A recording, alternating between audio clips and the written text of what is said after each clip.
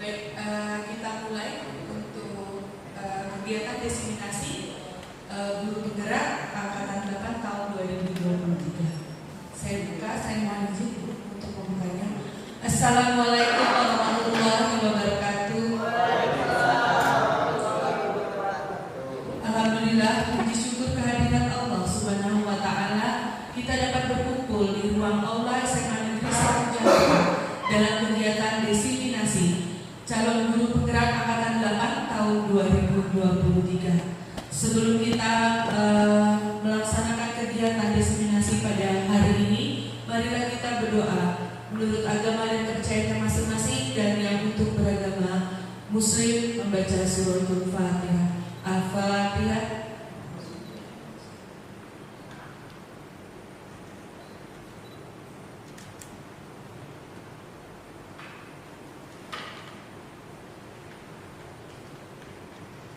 Berdoa selesai. Baik, yang terhormat kepada Kepala Sekolah SMA Negeri 1 Jakarta Ibu Dr. Anda Fauro, yang terhormat kepada Bapak Ibu Guru SMA Negeri 1 Jakarta, baik pendidik dan tenaga pendidikan, untuk hadir di kegiatan diseminasi calon guru penggerak angkatan 8 tahun 2023. Sebelum kita memulai kegiatan, marilah kita menyanyikan lagu Indonesia Raya. Dipersilakan untuk berdoa.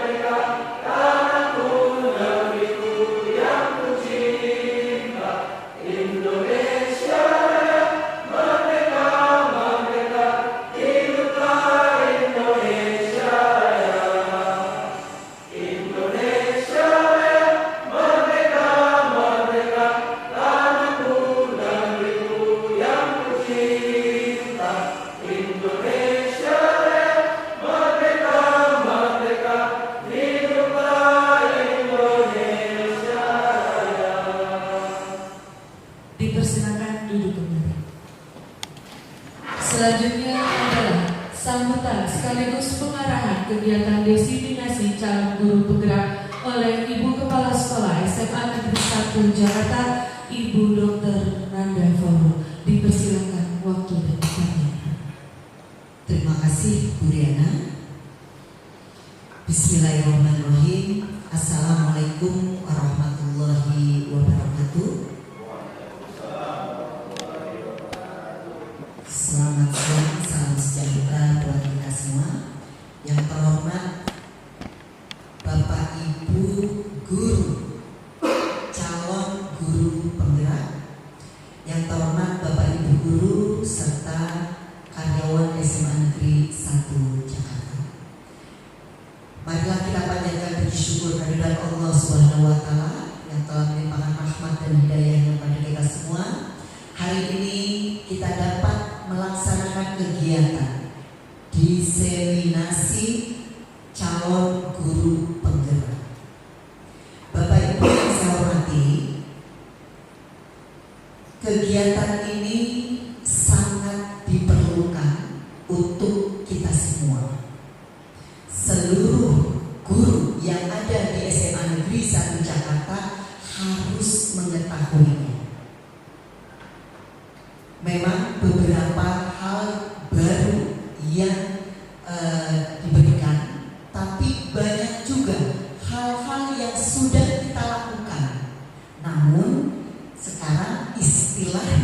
yang baru. Bapak Ibu yang saya hormati, CGP ini didesain untuk melaksanakan kegiatan pembelajaran kurikulum merdeka. Di kurikulum merdeka ini mengedepankan peserta didik, anak didik yang mau belajar, bukan kita sebagai guru. Jadi menyesuaikan dengan peserta didik. Kemudian Bapak Ibu, banyak hal yang harus kita lakukan di kurikulum merdeka ini, terutama budaya positif. Kemarin Ibu sudah meminta kepada Bapak Ibu semua membuat kesepakatan kelas. Itu pun budaya baik yang harus dilakukan setiap guru yang mengajar di kelas tersebut. Budaya-budaya ini harus dikembangkan terus dan terus. Kemudian selain itu, kita tidak menampik bahwa anak-anak kita semuanya tidak sama, berbeda-beda, baik budayanya, intelektualnya, maupun kebiasaan-kebiasaan anak kita di sekitar lingkungan rumahnya. Itu berbeda, dan itu pun mempengaruhi cara mereka belajar di kelas. Kita pun dengan berkecimpung di dunia pendidikan ini, begitu banyak hal yang dilakukan oleh anak-anak kita. Seringkali kita melihat anak-anak kita melanggar aturan atau tata tertib yang sudah kita buat di SMA Negeri 1 Jakarta ini. Nah, anak-anak kita itu berbagai macam. Jika si A melanggar tata tertib dengan si B melanggar tata tertib, itu latar belakangnya kemungkinan berbeda. Untuk itu, kepada Bapak Ibu diminta untuk melihat latar belakang kenapa anak kita itu melanggar tata tertib tersebut. Jangan langsung kita apa istilahnya mengejas anak tersebut malas, anak tersebut tidak bisa mengikuti, tapi kita harus mencari tahu. Nah, di CGP ini salah satunya itu diajarkan untuk itu. Bu Riana dan Pak Bes nanti akan memberikan gimana sih gitu, menangani anak-anak seperti ini. Kita tahu namanya sekarang segitiga restitusi. Mungkin tidak asing bagi Bapak Ibu. Kita pun sudah melakukan, tapi kalau seperti Ibu itu istilahnya baru, tapi itu sudah dilakukan. Nah, istilah-istilah ini yuk kita kenali bersama bagaimana Pak Bes dan Bu Triana mendapatkan informasi dari tutor yang ada di apa istilahnya? Tutornya itu fasilitator yang sudah disiapkan oleh kementerian. Pak Bes sudah belajar di sana dan diminta untuk menyampaikan kepada Bapak Ibu semua desiminasi seperti apa. Mari kita bersama-sama dengarkan seperti apa yang akan disampaikan oleh Pak Bes dan Bu Riana yang pasti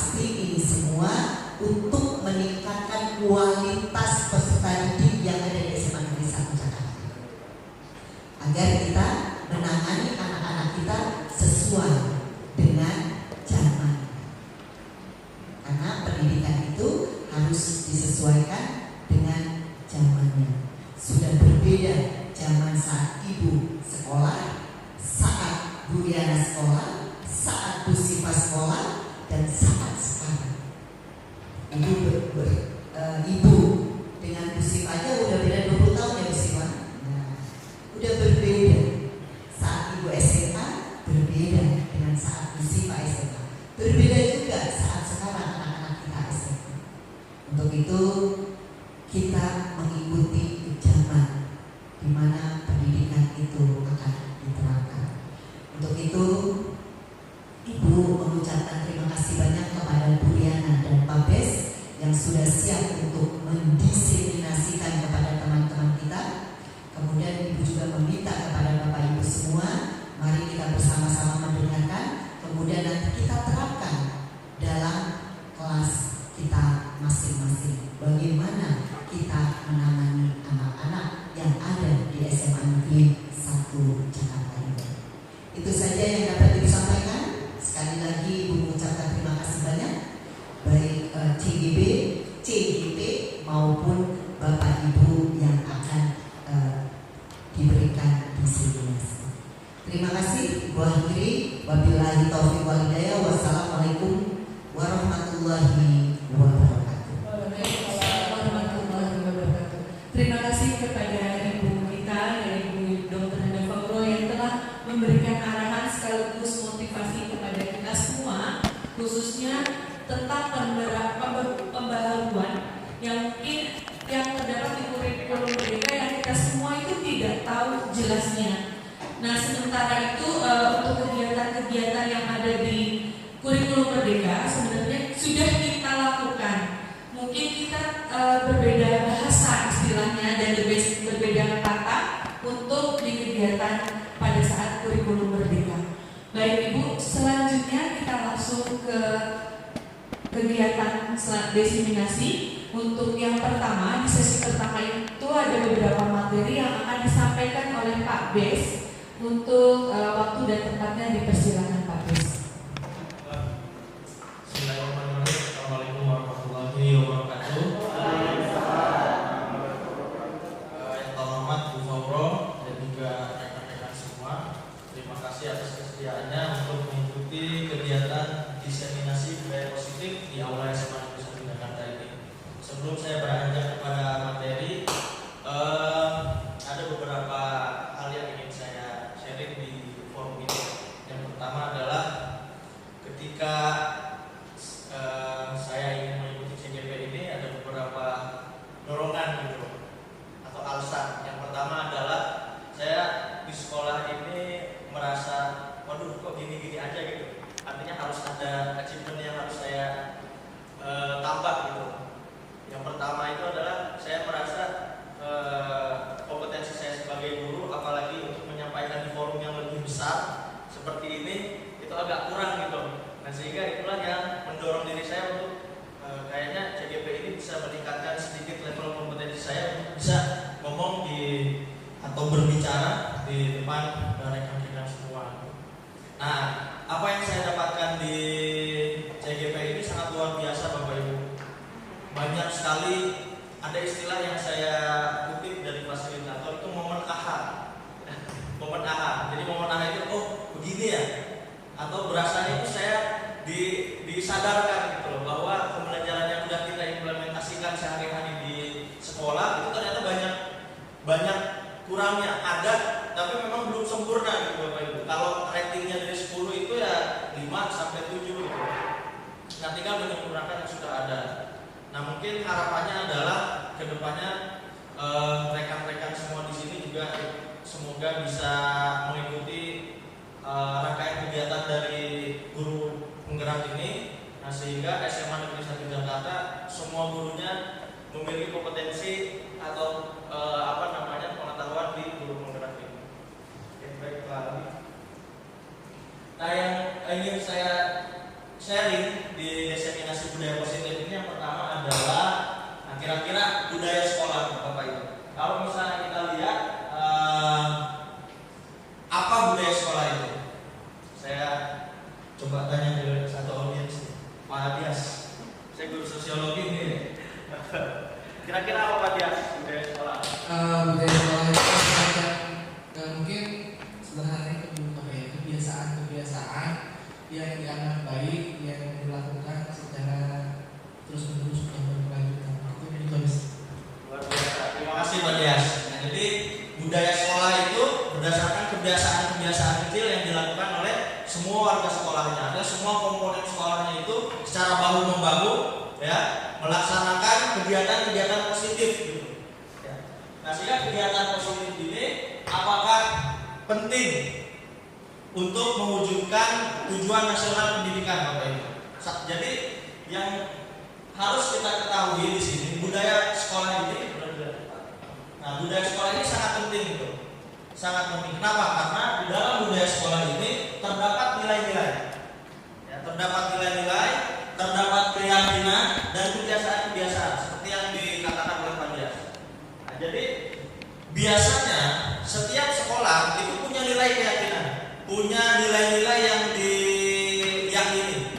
Sebelumnya kan kita sudah melakukan kegiatan perumusan visi ya. Nah, visi juga kan berdasarkan keyakinan Pak Wasro sebagai tenaga pendidik, keyakinan Bu Fauro sebagai ibu kepala sekolah, keyakinan Pak Edi sebagai guru mata pelajaran, atau mimpi-mimpi kita sebagai guru yang diharapkan ada pada murid. Ya, nah itu berdasarkan keyakinan-keyakinan ini. Nah, keyakinan ini atau nilai kebaikan ini, nah, harapannya adalah bisa menjadi sebuah kebiasaan, ya, kebiasaan yang baik. Nah, dalam membangun budaya positif, penting bagi kita sebagai stakeholder yang ada di sekolah itu memberikan lingkungan yang memiliki keberpihakan kepada murid, Bapak Ibu. Nah, jadi tujuan kita di sekolah itu adalah pada akhirnya memberikan semuanya itu kepada murid. Jadi fokusnya itu kalau Ki Hajar Dewantara mengatakan itu menghamba kepada murid, Bapak Ibu. Ya, istilahnya menghamba, bukan menghamba kita nyembah-nyembah murid atau seperti apa, tapi semua hal yang kita lakukan, misalnya kita mengajar atau melakukan misalnya Pak sebagai tenaga pendidik, administrasi yang dilakukan dan lain sebagainya, itu harus berfokus kepada pelayanan terhadap murid. Nah, itu yang disebut sebagai budaya positif. Di sini jelaskan bahwa nilai-nilai keyakinan, kebiasaan-kebiasaan yang ada di sekolah yang berpihak pada murid sehingga dapat berkembang menjadi pribadi yang kritis, penuh rasa hormat dan juga tanggung jawab. Jadi karakter-karakter ini harus ada pada semua warga sekolah yang ada di SMA Negeri 1 Jakarta ini yang disebut sebagai budaya positif. Selanjutnya Pak. Nah, apakah kita sudah melakukan itu? Nah, ini contoh-contoh, banyak sekali contoh yang sudah kita lakukan ya Bapak Ibu. Misalnya gambar yang pertama itu guru masuk terus kemudian mendampingi siswa dalam hal membaca Al-Quran di jam pertama. Itu kebiasaan yang sangat luar biasa. Terus kemudian yang kedua, hospitality yang sering Bapak Ibu lakukan ketika di awal, yaitu menyambut siswa. 5S, senyum, salam, sapa, ya, dan lain sebagainya Bapak Ibu. Nah, itu 5S, sangat luar biasa. Kemudian yang selanjutnya, kegiatan intak. Nah, kegiatan intak ini salah satu budaya positif juga. Terus kemudian ada juga Bapak Ibu guru yang terus menjadi pembelajar sepanjang hayat, meningkatkan kompetensinya, ikut pelatihan, terus murid-muridnya juga diikutkan dalam setiap kegiatan kompetisi, ya, terus kemudian dilatih kepemimpinan seperti ikut dalam kegiatan upacara, paskibra dan lain-lain. Ya, ini merupakan bagian-bagian dari budaya positif.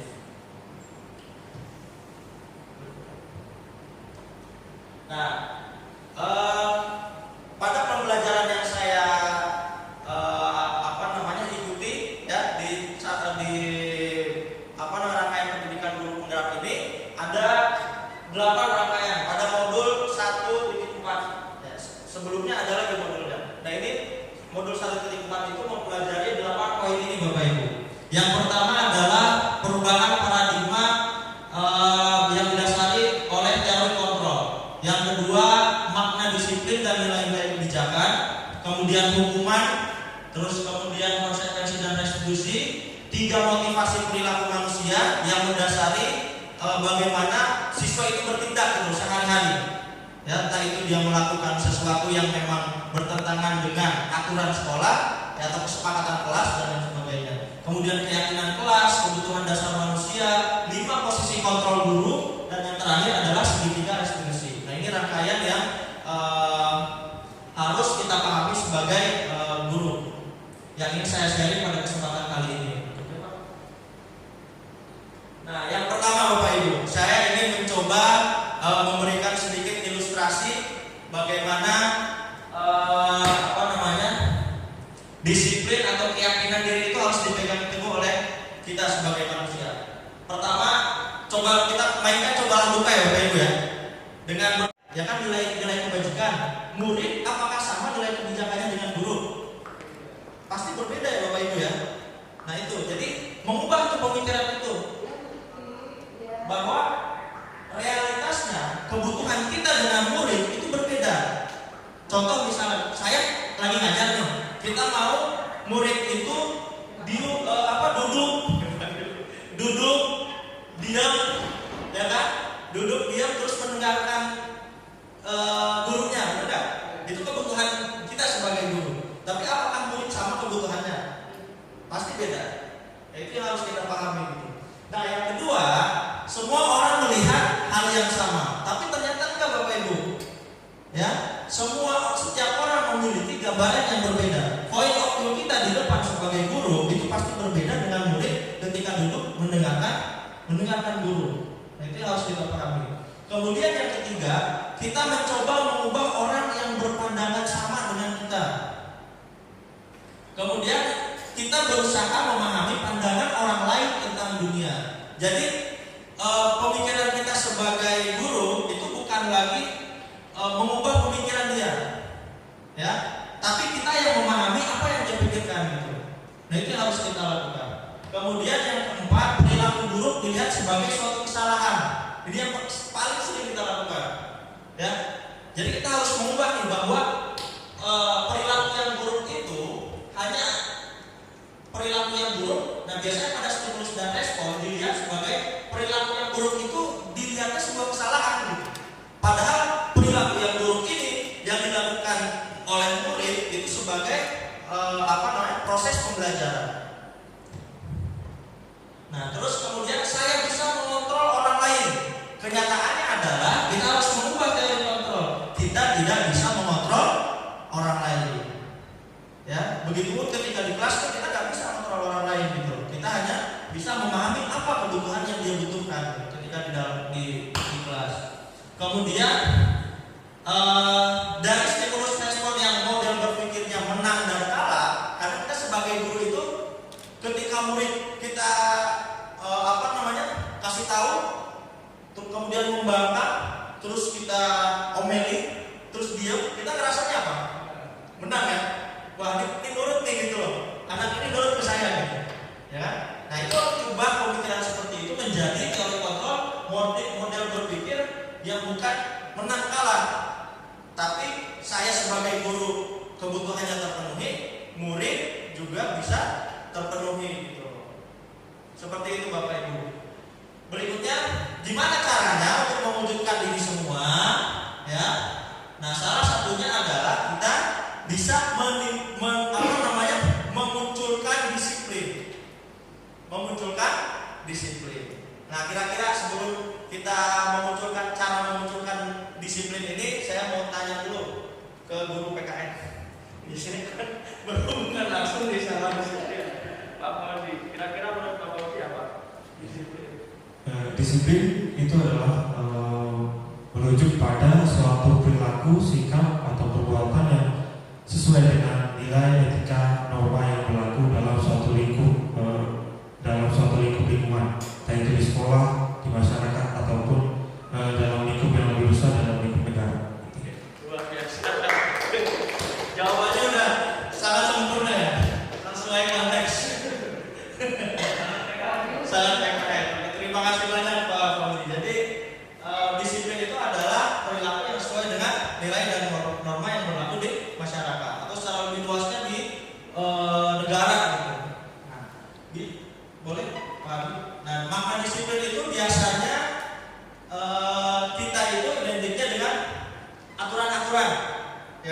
benar nggak? Terus dengan tata tertib, terus kemudian dengan patuh, nggak patuh. Anak tuh harus patuh, berarti kalau patuh dia disiplin. Setuju nggak Bapak Ibu? Setuju ya? Sangat setuju. Pasti kita sama gitu loh pemikirannya. Nah, ternyata Bapak Ibu, disiplin itu, nah ini kita ngambil kutipan dari Ki Hajar Dewantara, Bapak Pendidikan kita. Jadi dia Ki Hajar Dewantara mengatakan bahwa di mana ada kemerdekaan, disitulah harus ada disiplin yang kuat. Sungguh pun disiplin itu bersifat self disiplin, yaitu kita sendiri yang mewajibkan kita dengan sekeras-kerasnya. Tetapi itu sama saja, sebab jikalau kita tidak cakap melakukan self disiplin, wajiblah penguasa lain mendisiplin diri kita. Dan peraturan demikian itulah harus ada di dalam suasana yang merdeka. Nah, kita lihat Bapak Ibu, aturan, tata tertib, kepatuhan biasanya bersifatnya dari dalam diri siswa atau dari luar siswa. Dari luar siswa, biasanya sekolah bikin tata tertib, terus kemudian siswa menerima patuh enggak gitu. Begitu ya Bapak Ibu ya. Nah, tapi makna disiplin menurut Ki Hajar Dewantara adalah disiplin itu ya self disiplin.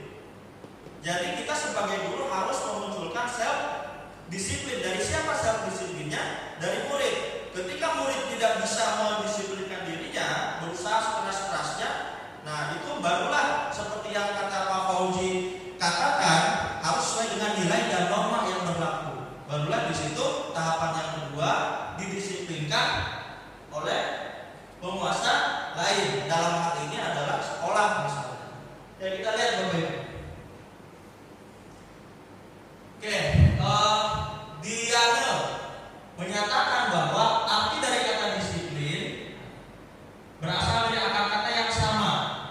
Ya, disiplin itu belajar, kemudian murid atau pengikut. Nah, untuk menjadi seorang murid atau pengikut, seseorang harus paham betul mengapa mereka mengikuti. Jadi disiplin itu ya murid mengikuti. Tapi ketika mengikuti dia harus paham betul apa arti mengikutinya tuh. Jadi jangan sampai murid kita itu dikasih tata tertib tapi nggak tahu tujuan dari tata tertib itu. Karena contoh misalnya gini, terlambat misalnya masuk sekolah. Nah terus kemudian setelah terlambat masuk sekolah, nah ada treatment khusus atau konsekuensi yang mereka dapat. Contohnya misalnya hukumannya biasanya apa Bapak Ibu? Bu membaca? Oke. Oh, membaca Al-Quran, oke Bu Syifa. Terus kemudian selain itu apa Bu Wahyu? Biasanya kalau Bu Syifa dipanggil orang tuanya. Oke, kita lihat ya Bapak Ibu ya. Apa namanya? Itu dibahasnya dalam segitiga institusi ya Bu Yana ya. Ya. Nah, kemudian di sini ada makna disiplin dan nilai-nilai kebajikan itu ya. Mohon maaf Bapak Ibu. Seseorang yang memiliki disiplin diri atau self disiplin ya, mereka bisa bertanggung jawab terhadap apa yang dilakukannya karena mereka mendasarkan tindakan mereka pada nilai-nilai kebijakan universal. Nah, jadi Bapak Ibu, penting bagi kita sebagai guru, sebagai stakeholder sekolah itu menciptakan memunculkan nilai-nilai kebajikan. Kita ambil contoh misalnya ketika perumusan visi. Nah, visi ini semua warga sekolah itu harus ikut Bapak Ibu. Jadi menyampaikan cita-cita dari guru-gurunya itu harus, misalnya Pak Edi kemarin berkarakter dan berbudaya ya, kalau saya lupa ya. Terus kemudian cita-citanya itu yang toleransi, Pak Dias kalau nggak salah. Jadi semua guru kan cita-citanya berbeda tuh. Ketika dirumuskan menjadi satu visi, otomatis visi itu harus bisa mencakup semua warga sekolah, mewakili visi ini saya gitu, saya banget gitu. Ya kan, ini yang mau saya wujudkan. Nah, visi ini harus menjadi dasar nilai-nilai kebajikan yang universal. Jadi semua warga sekolah itu harus sepakat gitu loh dengan nilai-nilai universal itu. Oke, kemudian dirumuskanlah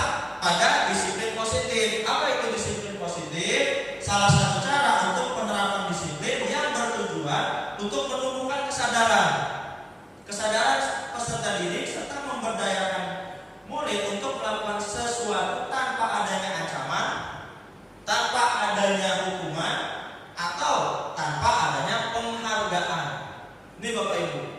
Ya, jadi disiplin positif berasal dari self disiplin. Jadi kita sebagai guru harus menuntun murid agar bisa memunculkan self disiplin ini. Disiplin yang berasal dari intrinsik, bukan dari ekstrinsik. Self disiplin ini kalau ancaman sama hukuman kira-kira Pak Dias menurut sosiologi, ancaman hukuman berasal dari intrinsik apa ekstrinsik Pak?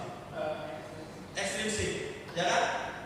Misalnya kerjain nggak tugas bahasa Indonesianya? Kalau nggak ibu kasih nilai di bawah KKM. Misalnya. Biasanya kan itu otomatis di luar dari muridnya, benar? Ya kan otomatis si muridnya ini takut gitu loh. Takut, kenapa? Karena takut nilainya di bawah KKM sehingga dia kerjain itu semuanya satu buku di copy nggak apa-apa gitu, nggak masalah asal nilainya lebih dari KKM misalnya. Atau dikasih penghargaan, ayo kerjakan nanti ibu kasih apa namanya? Misalnya kopi misalnya. Ya, saya kasih kopi misalnya. Mau tuh kerjain, kenapa? Karena ya sebenarnya murid itu bisa kopi. Ya. Nah itu penghargaan. Penghargaan juga tidak membangun self disiplin. Nanti kita bahas di slide berikutnya. Kenapa penghargaan ini tidak efektif untuk menumbuhkan rasa disiplin itu. Nah, ada 3 motivasi perilaku manusia. Yang pertama ekstrinsik. Ya, ada 2, ada 3. Yang keduanya itu ekstrinsik, yang satunya adalah intrinsik. Ekstrinsik untuk menghindari ketidaknyamanan atau hukuman. Ilustrasinya tadi, kerjakan kalau enggak nilainya di bawah KKM misalnya. Jangan ribut ya, kalau ribut nanti misalnya. Biasanya ada tuh kalimat berikutnya. Ya. Jadi anak itu akan melakukan sesuatu berdasarkan apa? Karena ketidaknyamanan, karena hukuman yang diberikan oleh kita sebagai guru. Yang kedua, ekstrinsik untuk mendapatkan imbalan atau penghargaan. Saya mau nih ngerjain tugas-tugas asal misalnya ada reward gitu loh. Ya kan? Rewardnya apa? Ya. Biasanya seperti itu. Nah, ini ekstrinsik. Nah, kita jangan sebisa mungkin sebagai guru itu harus memunculkan atau mengasah self disiplin dari siswa itu di poin yang ketiga. Disiplin yang berasal dari intrinsik. Ya, untuk menjadikan orang yang mereka inginkan dan menghargai dirinya sendiri, nilai-nilai yang mereka percaya. Ya, jadi kita sebagai guru harus memunculkan intrinsiknya itu. Ya. Menurut 3 motivasi perilaku manusia. Jadi pokoknya semua tindakan siswa yang dilakukan di kelas pasti berdasarnya dari 3 ini Bapak Ibu. Entah itu dia takut karena hukuman, entah itu dia dapat sesuatu dari gurunya. Saya mah di ini mulu nih sama ibu ini misalnya. Saya nyaman dulu saya mau ngerjain apapun yang dia suruh misalnya. Ya kan? Nah, kita harus memunculkan motivasi yang ketiga gitu. Motivasi dari dalam dirinya. Saya butuh belajar, saya harus bisa ini. Itu motivasi dalam diri. Ya. Jadi itu motivasi yang paling top lah gitu dari ketiga tindakan manusia. Oke, bisa dilanjut Pak? Nah, untuk memunculkan itu semua, maka kita harus untuk agar kita bisa memunculkan self disiplin pada siswa, kita harus memahami 3 ini nih, hukuman, konsekuensi, dan restitusi. Dan kapan kita harus bisa menerapkan? Apakah kita menerapkan konsekuensi atau restitusi? Nah, hukuman biasanya bersifat satu arah. Contoh misalnya telat masuk pelajaran olahraga ya Pak Firman misalnya. Keliling berapa? 30 kali misalnya. Itu kan hukuman bersifatnya satu arah, berasal dari guru, ya kan? Kemudian yang kedua, tanpa melalui suatu kesepakatan, satu arah aja dulu, kita ngasih ya udah, itu hukuman. Yang ketiga, hukuman yang diberikan bisa berupa fisik maupun psikis. Fisik bisa tadi lari, atau psikis disuruh ke depan kemudian dipermalukan, ya kan? Itu hukuman sifatnya seperti itu. Nah, sedangkan yang pilihan yang selanjutnya adalah konsekuensi. Nah, ini konsekuensi itu kita harus ada kesepakatan dengan murid, ngobrol dulu, ya. Ngobrol dulu, kita sepakati hukumannya apa, yang kedua hukumannya apa, konsekuensinya apa. Ya, kemudian murid tidak nyaman untuk jangka waktu pendek. Nah, kalau bedanya dengan hukuman karena dia psikis, biasanya kan jangka waktu dia ininya panjang, benar nggak? Murid kalau udah malu itu nempel gitu loh, di sini sama di sini. Biasanya seperti itu. Tapi dengan konsekuensi, malunya saat itu aja gitu. Itu konsekuensi. Kenapa? Karena berdasarkan kesepakatan antara kita dengan murid. Ya. Kemudian berdasarkan suatu data yang umumnya dapat diukur.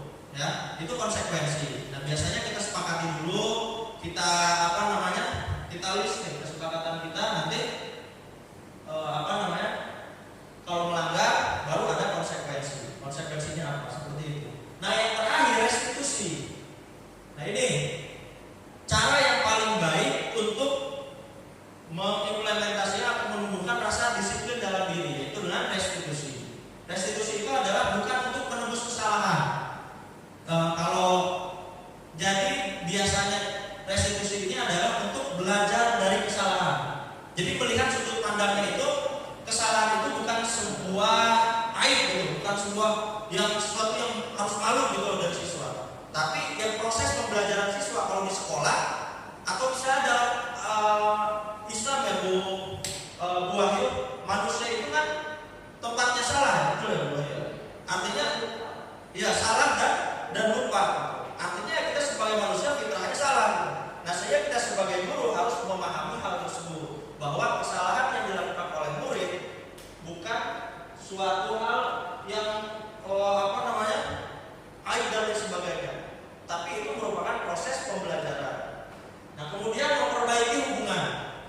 Jangan dijadikan restitusi ini untuk memperbaiki hubungan antara guru dan murid. Misalnya guru maunya murid itu di kelas mengikuti pembelajaran fokus dan sebagainya, terus kemudian dia nggak mau fokus, biasanya kan kita jadinya kesel gitu sama murid ya. Nah, dengan restitusi itu enggak. Jadi murid ini nanti akan memperbaiki hubungan dengan guru. Kemudian menuntut untuk melihat ke dalam diri, fokus pada solusi. Nah, ini menuntut untuk melihat ke dalam diri. Jadi dibalikin lagi ke anak, suruh nge-reflect, suruh ngaca di kolam renang. Ya. Kira-kira nih kalau misalnya nyontek, jadi kita enak gitu dengan restitusi ini. Ya. Kita hanya berlaku sebagai kaca gitu. Itu sangat enak. Jadi enggak yang capek. Biasanya kan apa yang saya mau nanya deh, ketika di sini pernah nggak ada yang Bapak Ibu yang mau menghukum anak? Menghukum, Bu Sipa pernah nggak? Pernah ya? Apa yang dirasain Bu Sipa ketika setelah menghukum anak? Senang nggak? Puas misalnya? Merasa berdosa. Gimana Pak Asraf? Merasa berdosa ya? Apalagi kalau kita ngerasanya keterlaluan gitu, ya kan? Pasti ada rasa salah, ada rasa, aduh, kok kayaknya saya keterlaluan nih, saya nyesel deh, ya kan? Nah itu, jadi biasanya seperti itu. Tapi kalau misalnya menggunakan restitusi ini, kita hanya berlaku sebagai menuntun anak itu untuk membalikkan lagi keyakinan dirinya gitu, ya kan? Setiap manusia itu pasti punya nilai-nilai kebajikan di dalam dirinya, tinggal balikin lagi aja gitu. Anak nyontek balikin lagi ke ininya gitu loh, ke nilai-nilai dalam dirinya. Itu biasa segitiga restitusi seperti itu, ya. Kemudian mengembalikan murid yang berbuat salah pada kelompoknya. Kebayang nggak Bapak Ibu, satu anak biasanya itu perilaku yang mendasari dia untuk ini tindakan itu kemudian ada 5 ya. Nah, biasanya didasari oleh tindakan itu, entah dia ingin diakui, ingin rasa kasih sayang dan lain sebagainya. Nah, kita tinggal cari mengembalikan murid yang berbuat salah pada kelompoknya. Satu anak ini ya kita, kalau dia tuh sudah tidak sesuai dengan keyakinan kelas, ya, keyakinan kelas misalnya harus jujur, ini anak gak jujur nyontek, ya, maka diberlakukan segitiga restitusi agar dia bisa masuk lagi ke kelompoknya, menjadi kelompok yang meyakini bahwa harus jujur di kelasnya, seperti itu. Ya, jadi itulah pentingnya bagi kita sebagai guru untuk menerapkan segitiga restitusi atau memahami restitusi ini. Berikutnya Pak. Nah, apa bedanya? Nah ini identitas gagal, identitas yang sukses. Ini terkait dengan karakter penanaman identitas. Ya, jadi hukuman itu biasanya sesuatu yang menyakitkan dan harus terjadi. Mau nggak mau harus dilakukan sama anak gitu. Nggak mungkin anak itu nggak bisa menghindari itu. Biasanya hukuman seperti itu. Ya. Kemudian yang kedua, kalau konsekuensi sesuatu yang harus terjadi, sedangkan restitusi itu merupakan pilihan. Biasanya pilihan, ya. Restitusi itu sesuatunya bukan, kalau hukuman kan harus dilakukan. Kalau restitusi itu pilihan, artinya murid bisa memilih konsekuensi yang dia harus dapatkan. Nah, kemudian korban mendapatkan keadilan, tidak nyaman untuk murid, untuk anak. Nah, ini udah ya sebenarnya ya. Nah, peraturannya adalah, nah ini yang paling terakhir biasa kita lakukan nih. Kedua paling terakhir. Kalau hukuman itu peraturannya adalah ini, kamu harus ini, ya kan? Sedangkan konsekuensi apa peraturannya? Kita tanya dulu ke anak. Kira-kira apa nih peraturannya? Kamu telat, kok pakai sepatu ini, peraturannya kita apa? Ya, kalau kamu pakai sepatu itu apa yang harus kamu lakukan? Jadi, itu apa yang kamu yakini, apa yang bisa kamu lakukan untuk memperbaiki masalah ini, itu restitusi. Lebih mendorong siswa untuk lebih dia memecahkan masalah yang dia hadapi sendiri. Kalau siswa datang telat, ya kan, terus kemudian ditanya, siswa itu harusnya kayak gimana? Salam sejahtera bagi kita semua. Alhamdulillah kita masuk ke sesi kedua, yaitu tentang keyakinan kelas dan segitiga restitusi. Sebelum kita memulai kegiatan, Bapak Ibu duduk aja. Kita ada ice drinking sendiri atau sedikit sebentar buat relaksasi Bapak Ibu. Yang pertama, kalau misalkan saya katakan claps one, jadi kita akan bermain namanya claps 1, 2, 3. Kalau claps one itu bapak-bapak atau ibu-ibu tinggal bilang bu.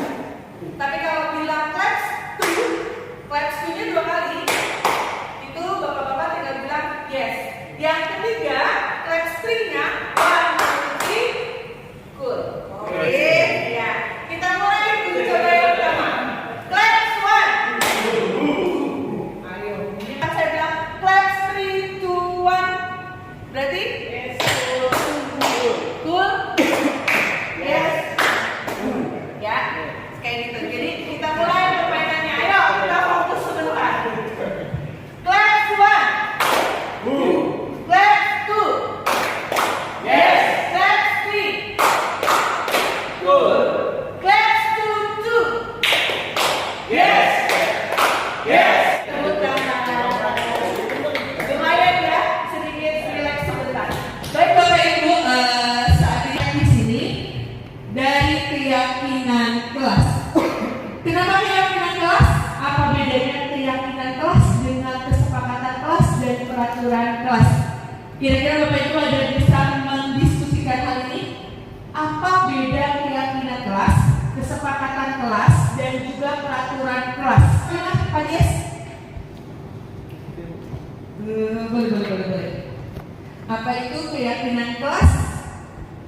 Oke, mungkin kalau keyakinan kelas adalah sesuatu yang diyakini baik oleh kelas tersebut. Ini hanya meyakini mereka. Misalkan siswa yang baik adalah siswa yang sopan terhadap gurunya. Itu keyakinan mereka misalkan. Kalau kesepakatan itu mungkin sudah ada diskusi, mufakat. Oh, berarti kalau kita nggak sopan sama guru, konsekuensinya misalkan. Untuk peraturan kelas mungkin lebih ke poin-poin ke hal-hal apa yang harus mereka patuhi ketika di kelas. Oke. Ada lagi yang ingin jawab? Oke, Bu Siva silakan. Kalau untuk keyakinan kelas mungkin sama seperti Mbak Dias. Jadi peserta atau warga kelasnya itu baru meyakini hal-hal yang dia yakini. Misalnya sama seperti Mbak Dias. Oh, kalau misalnya terlambat mengerjakan tugas, berarti itu sesuatu yang salah. Misalnya dia yakin seperti itu, peserta didik yakin, pendidik yakin. Nah, tapi masih dulu terlebih dahulu. Nah, tetapi kalau sudah kesepakatan kelas, berarti kita sama-sama musyawarah sepakat kira-kira benar nggak sih kalau seandainya yang tidak mengerjakan tugas itu atau terlambat mengerjakan tugas adalah sesuatu yang salah. Nah, kalau seandainya sama-sama sepakat antara pendidik dan peserta didik, berarti itu sudah kesepakatan kelas karena sudah antar dua pihak. Nah, tapi kalau seandainya peraturan kelas, menurut saya pribadi, mungkin itu hanya satu orang saja atau satu pihak saja yang menjabarkan poin-poinnya. Misal, satu, tidak boleh lambat mengerjakan tugas. Nah, itu hanya guru saja yang menjabarkan, tapi tidak disepakati oleh anak-anak. Mungkin seperti itu, Bu Yana. Lebih mirip kepada peraturan.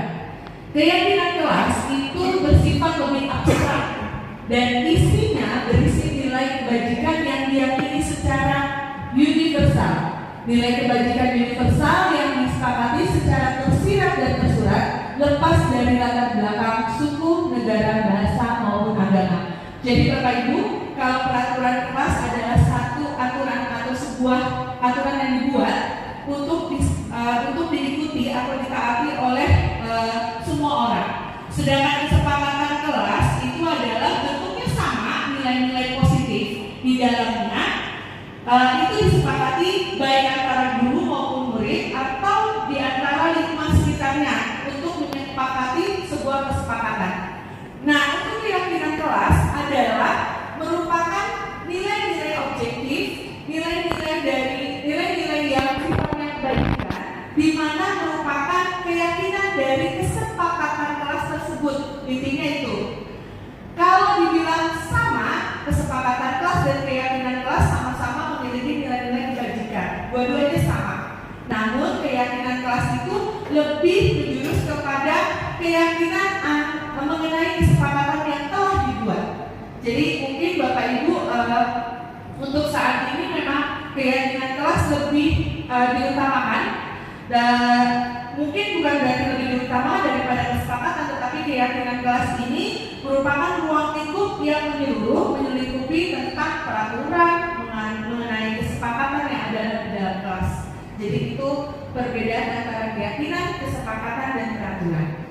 Baik, selanjutnya di sini keyakinan kelas atau kesepakatan kelas. Contoh, kesepakatan kelas misalkan mendengarkan ketika guru atau teman ketika berbicara, tidak menyela pembicaraan, mengangkat tangan jika berpendapat, tepat waktu. Terus kesepakatan kelasnya memakai seragam sesuai jadwal, meminta izin jika akan keluar kelas, berdoa sebelum dan sesudah belajar, tidak mengganggu teman yang beribadah, tidak menyontek ketika ulangan, membantu teman yang kesulitan, dan berkata sopan dan santun. Itu pasti yang dinamakan kesepakatan kelas. Mungkin Bapak Ibu yang wali kelas di sini sudah membuat beberapa kesepakatan kelas di kelasnya masing-masing.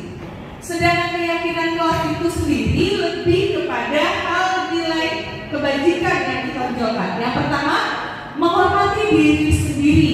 Misalkan mendengarkan ketika guru atau teman ketika berbicara. Berarti intinya adalah menghormati diri sendiri dan orang lain. Tidak menyela pembicaraan, mengangkat tangan jika berpendapat, itu masuk ke dalam saling menyayangi. Ada beriman dan bertakwa kepada Tuhan. Disiplin itu lebih kepada datang dan pulang tepat waktu, memakai seragam sesuai jadwal, meminta izin jika akan keluar kelas. Nah, dan bertanggung jawab juga masuk di dalamnya, dan juga menghargai teman. Jadi ini perbedaan yang sangat konkret dari kedua, mulai kesepakatan kelas dan keyakinan kelas. Selanjutnya,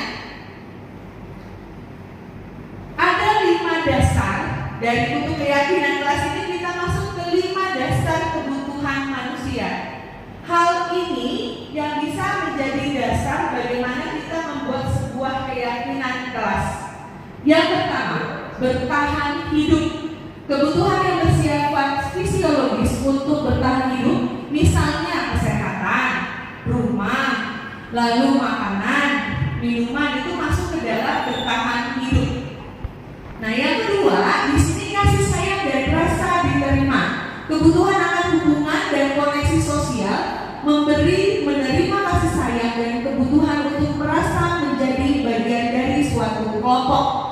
Misalkan, mungkin beberapa siswa kita itu di kelas banyak yang bermasalah di keluarganya. Jadi mungkin ada beberapa anak, misalkan salah satunya contoh anak kita yang selalu ingin cari perhatian gurunya dengan gayanya, dengan cuap-cuapnya. Itu masuk ke dalam 5 kebutuhan dasar manusia, bahwa ada hal mendasar di dalam diri dia bahwa dia kurang kasih sayang atau kurang rasa diterima. Intinya seperti itu. Penguasaan atau pengakuan akan kemampuan dianggap berharga bisa membuat perbedaan, bisa membuat pencapaian kompeten diakui dan dihormati. Selanjutnya, kebebasan. Di sini kemandirian, memiliki pilihan dan mampu mengendalikan arah hidup seseorang, perlu banyak bergerak, suka mencoba-coba, tidak terlalu terpengaruh dengan orang lain dan senang mencoba hal baru dan menarik. Anak itu butuh kebebasan, dan yakin pasti anak tersebut atau murid kita itu memiliki kebebasan tersendiri. Contoh, misalkan dia bapak ibu gurunya menyuruh menggambar misalkan lingkungan sekolah, tetapi dia membuat lingkungan berbeda. Kalau dikatakan kita marah untuk hasil apa yang sudah kita arahkan, ternyata dia membuat hal lain, dia butuh apa? Butuh kebebasan tersebut. Ada hal sesuatu di mana dia tidak di dalam dirinya tidak merasa bebas. Jadi kebebasan itu harus terpenuhi. Yang terakhir adalah kesenangan, mencari kesenangan. Banyak murid kita yang bermain bola di lapangan. Banyak murid kita yang senang bermain hujan-hujanan. Itu masuk ke dalam mencari kesenangan, bermain dan tertawa. Namun dari 5 kebutuhan dasar ini, ternyata hal tersebut bagaimana kita seorang pendidik harus bisa mengarahkan, menuntun mereka ke arah yang lebih baik. Maksudnya lebih mengarahkan bahwa hal tersebut boleh dilakukan, tetapi pada saat waktu yang ditentukan, tidak dilakukan pada saat jam pembelajaran berlangsung, seperti itu. Selanjutnya, nah Bapak Ibu, kita mulai mengidentifikasi masalah berikut. Kita mulai ya. Bima, seorang anak kelas 10, selalu duduk di bangku paling belakang. Pada saat pembelajaran, ia sering ngajak ngobrol teman sebelahnya. Ketika ditanya oleh guru, berikut beberapa kemungkinan jawaban yang diberikan Bimo. Identifikasi kebutuhan yang ini dipenuhi oleh Bimo. Jika respon Bimo seperti di dalam kolom sebelah ini. Jadi Bapak Ibu silakan di bawahnya. Aku bosan belajar dan mendengarkan materi terus di dalam kelas. Kira-kira kebutuhan dasarnya apa Bapak Ibu? Aku bosan belajar. Kebebasan, boleh. Menghilangkan rasa bosan atau yang tadi, kembali yang tadi ada 5 dasar kebutuhan. Ada kebebasan, kesenangan, bertahan tersebut. Dia simak. Lalu di situ diupload video dari seorang guru tersebut tentang materi pembelajaran. Jika kalian sudah melihat video ini, kamu langsung ke pos kedua. Di pos kedua ada scan barcode lagi. Anak-anak mulai masuk ke linknya. Anak-anak langsung di situ ada beberapa penugasan sampai scan barcode keempat. Di akhir itu adalah refleksi. Bagaimana mereka menangkap atau menerima, memahami tentang apa yang diberikan oleh si guru. Itu terinspirasi banget. Jadi nggak jenuh anak-anak di dalam kelas. Apalagi untuk pelajaran matematika, itu sangat seru. Karena anak-anak nggak fokus dengan rumus dan rumus. Anak-anak juga pasti bosan dengan keadaan rumus dan membaca rumus dan lain sebagainya di dalam kelas. Baik, kita lanjut ke masalah berikutnya.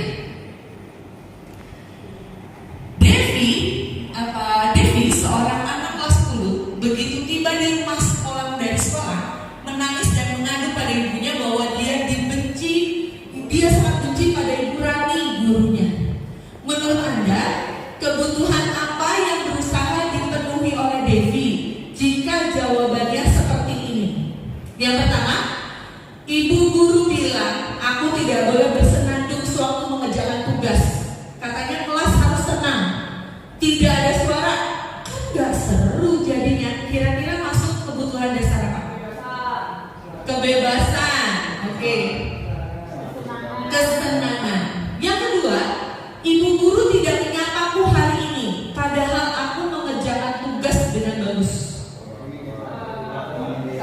Ingin mencari rasa kasih sayang atau diterima oleh gurunya. Karena banyak guru yang misalkan ngasih tugas tapi nggak dipotong, nggak dinilai. Pasti bapak anak-anak ngeluh. Pasti anak-anak punya barcode untuk beberapa gurunya. Contoh, paling dia cuma ngasih materi terus nggak dinilai. Itu ada pastinya. Jadi itu sebenarnya kasus Bapak Ibu, sebenarnya masalah yang terjadi di anak-anak yang dia bawa ke rumah dan dia sebarkan ke teman-temannya. Yang ketiga, aku sebel buku catatanku tidak rapi. Malah ibu guru nunjukin ke teman-temanku di depan kelas.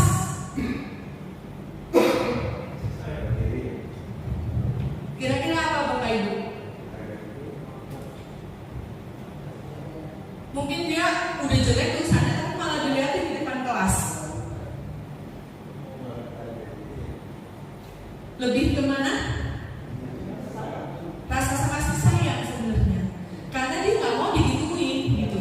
Seharusnya ibu guru nggak seperti itu gitu. Ya, tidak malah merendahkan harga dirinya gitu. Yang keempat, aku bosan masa belajarnya cuma gitu-gitu aja dengan ibu guru aja. Itu masuknya kesenangan. Atau bisa juga bosan itu bisa juga kebebasan dia. Ya, baik. Selanjutnya kakak, 5 posisi kontrol di sini pada saat kita membuat suatu keyakinan kelas dan kita sudah mengetahui 5 kebutuhan dasar manusia. Ada posisi kontrol guru dalam diri kita sendiri. Nah, pembelajaran di sini, materi di sini sebenarnya membuat saya sadar sebenarnya bahwa ada beberapa hal yang pernah saya lakukan dan itu tidak perlu dilakukan kembali. Yang pertama, penghukum. Yang kedua, pembuat merasa bersalah. Yang ketiga, sebagai teman. Yang keempat, pemantau. Dan yang kelima, sebagai manajer. Lanjut, kakak.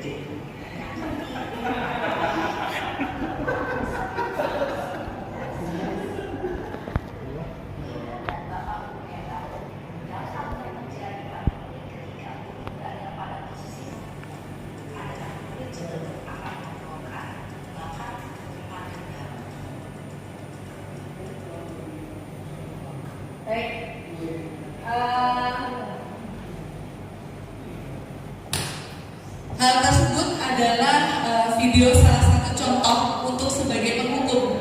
Mungkin Bapak Ibu tadi spontan ngomong ada seseorang yang seperti itu. Saya sadar dan saya juga pernah melakukan itu karena ada beberapa anak yang mungkin terlambat lalu kita omelin, itu masuknya ke dalam posisi penghukum. Selanjutnya Kak.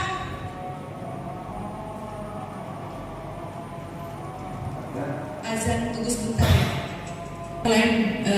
Video kedua yaitu contoh dari posisi pembuat merasa bersalah.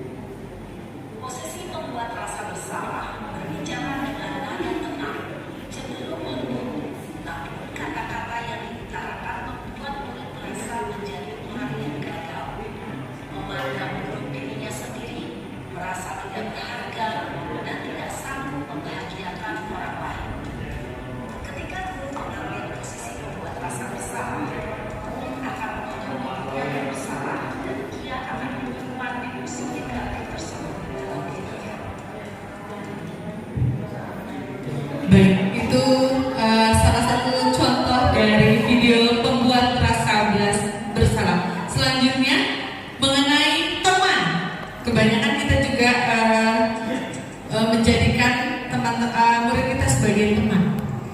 Namanya guru siswanya siapa ya?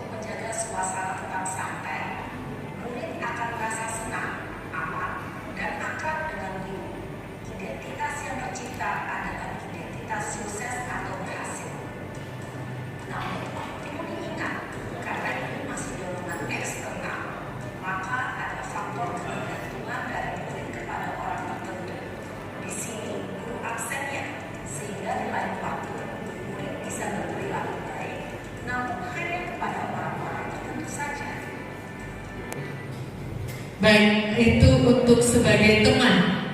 Jadi intinya serba salah juga ya, sebagai teman juga boleh, tapi murid akan menjadi dampak posisinya itu murid akan ketergantungan kepada satu orang saja, tidak kepada guru yang lain. Selanjutnya sebagai pemantau atau monitor.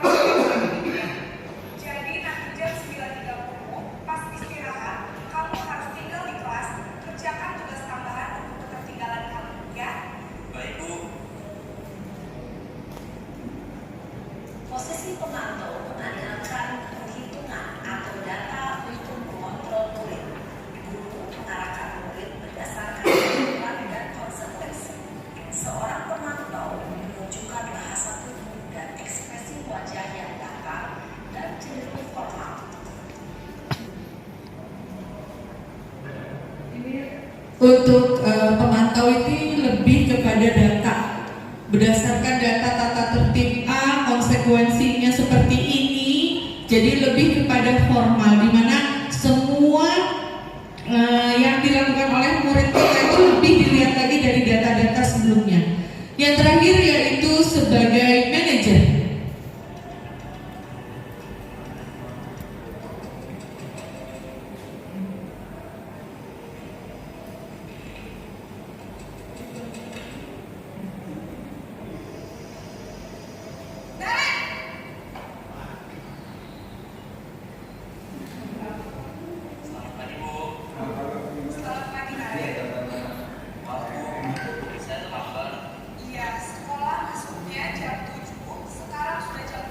Gimana?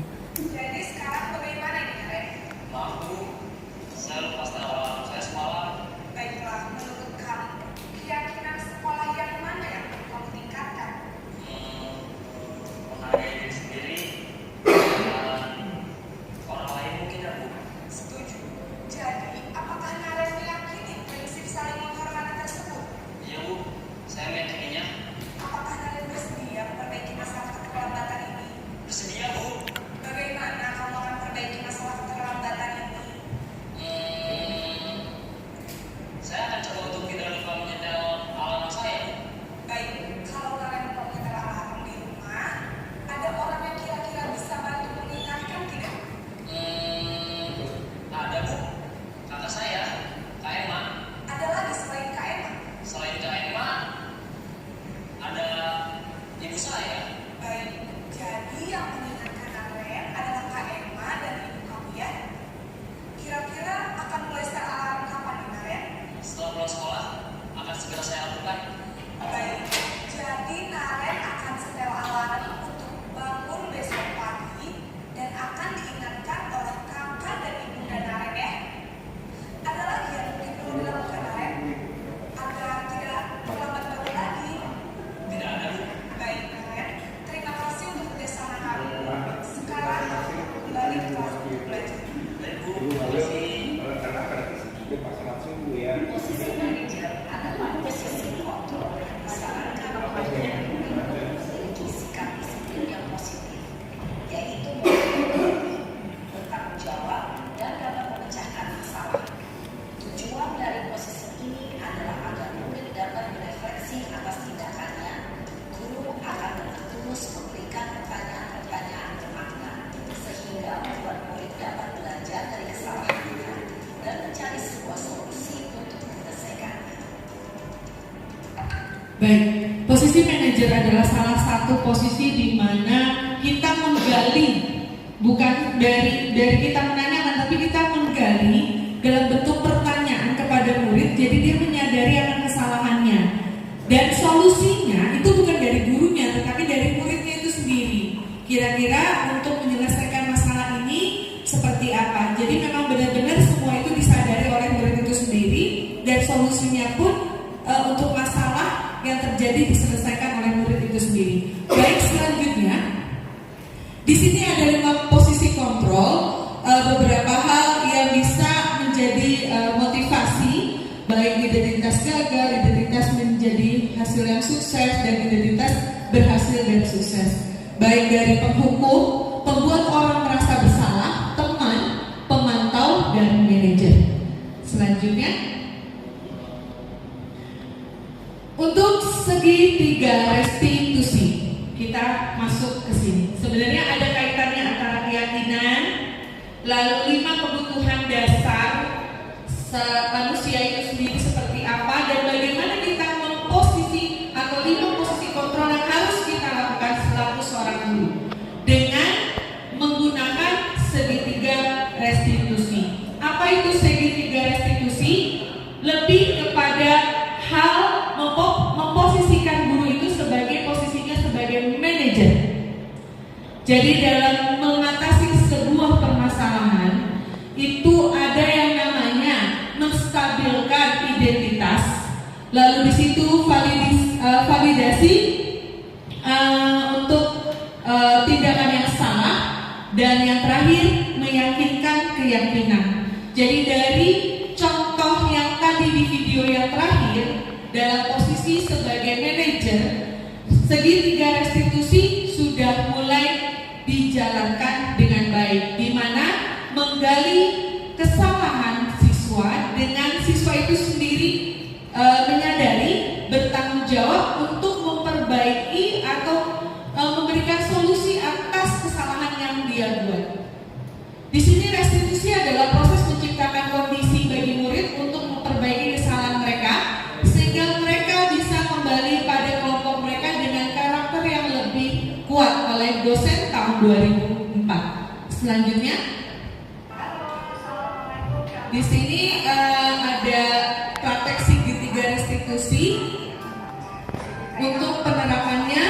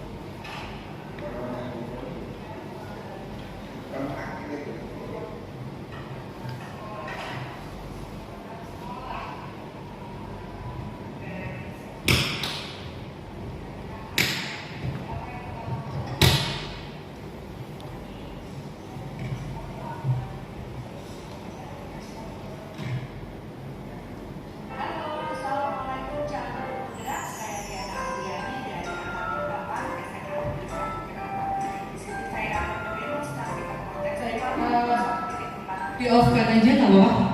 Ya. Jadi di sini ada salah satu siswi yang terlambat, ada siswi tersebut menggunakan sepatu warna putih. Dalam segitiga restitusi, yaitu tidak langsung menghukum siswa tersebut, tetapi siswa tersebut kita panggil untuk berdiskusi, untuk diberikan salah satu hal yang membuat dia menyadari dan bertanggung jawab atas kesalahan yang dia buat. Intinya seperti itu. Nanti pada saat kita berhadapan dengan siswa itu sendiri menyelesaikan masalahnya, kita akan gali sebenarnya kenapa terlambat. Pasti ada alasan, ada sebab dan akibat. Jadi kenapa terlambat, lalu beliau nanti akan memberikan alasan dia kenapa terlambat, lalu kita arahkan apakah kamu tahu konsekuensinya, jika apakah kamu hafal atau kamu ingat, atau kamu memahami keyakinan yang telah kita buat. Kalau sudah mereka akan menjawab konsekuensinya seperti apa, mereka akan menjawab. Lalu kita akan menggali kembali untuk hal atau masalah yang telah kamu buat, apa yang akan kamu lakukan jika kedepannya itu akan terulang kembali. Dan di situ mereka akan membuat sebuah keputusan atau membuat sebuah pernyataan murid tersebut bahwa kedepannya seperti apa. Dan jadi solusi tersebut muncul dengan sendirinya dari murid, bukan kita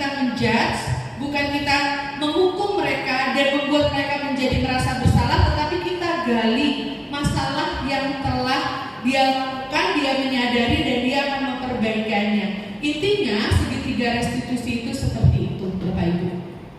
Baik, selanjutnya setelah video, ya.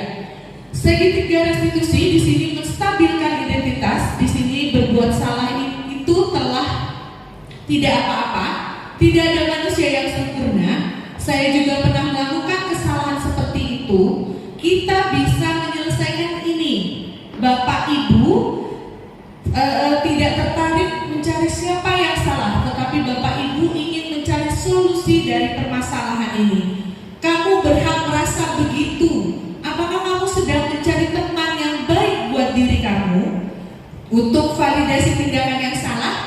Kamu pasti punya alasan mengapa melakukan hal tersebut. Lalu kamu patut bangga pada dirimu sendiri karena kamu telah melindungi sesuatu yang penting buat kamu. Dan yang ketiga, kamu boleh mempertahankan sikap itu jika kamu harus menambahkan sikap yang baru. Terus untuk menanyakan keyakinan seperti apa? Apa yang kita percaya sebagai kelas atau keluarga? Lalu apa nilai-nilai umum yang telah kita sepakati? Apa bayangan kita tentang kelas yang ideal? Kamu mau jadi orang yang seperti apa? Jadi ini ada beberapa kata-kata atau kalimat di mana dalam penggunaan segitiga restitusi itu akan tersampaikan atau disampaikan oleh guru kepada murid yang melakukan sebuah kesalahan. Silakan. Baik Bapak Ibu, kenapa restitusi itu penting? 1, rasa bersalah menguras sangat banyak energi.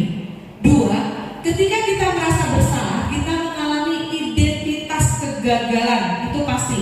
Yang ketiga, perasaan bersalah membuat kita terperangkap pada masa lalu, di mana kita sudah tidak bisa berbuat apa-apa lagi. Selanjutnya,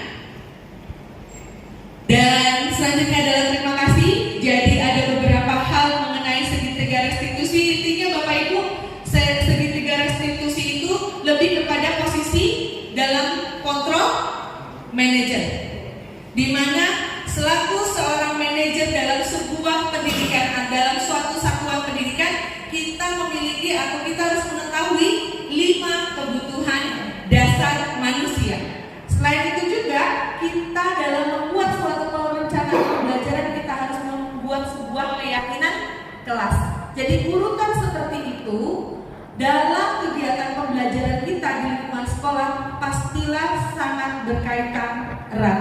Semoga hari ini pembahasan materi pada hari ini bisa bermanfaat untuk Bapak Ibu semuanya, dan semoga kita bisa menerapkan mengenai beberapa hal yang setelah kita sampaikan kepada Bapak Ibu ke anak didik kita, bahwa kita juga bukan manusia biasa, bahwa kita juga manusia yang tidak sempurna, tetapi intinya selaku pendidik kita lebih menuntun anak-anak ke arah yang lebih baik lagi.